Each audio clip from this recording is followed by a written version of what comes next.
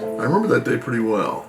My mom woke me up early, and I didn't like getting up early, and the fact that she was coming in my room and kind of shaking me awake before 7 o'clock was quite unusual. And I woke up, and she said, "Senator Kennedy was shot last night,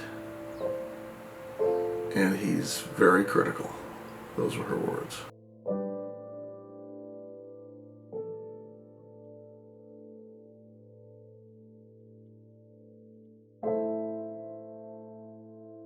There was some period of confusion as to whether or not my father was among those shot, and then it turned out he hadn't, because then we saw him on TV, and he was on TV like all that night and all that next day, June 5th.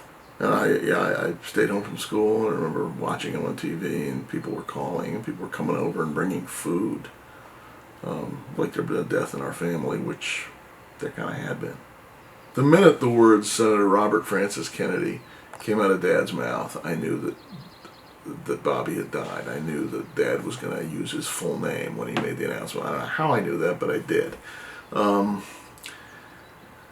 then everybody started crying. My mom cried. I cried.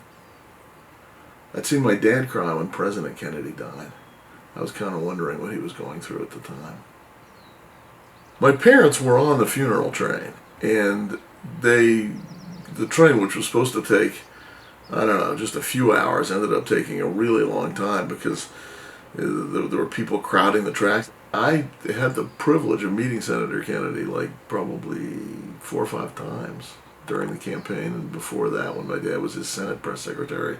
You know, he was always said to be, you know, super charismatic. You know, it was always written about him, and he really was. Being around him was like being around a movie star. My dad's probably best known for being Bobby's press secretary, but he had a long career in journalism, both before and after that. And it was that sort of inspired me to go into journalism. First of all, it was a way to sort of see politics up close without actually being a part of it. But my dad had been a journalist here in Los Angeles, and he'd worked for Newsweek, and he'd worked for UPI, and then after Bobby was killed, he was a columnist for the Washington Post on 2 different occasions. He was a local anchorman in D.C., which everyone forgets.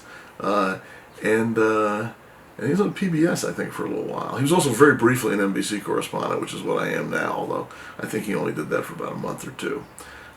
So my dad really exposed me to journalism and to politics, but maybe it's not shocking that I ended up being a political reporter.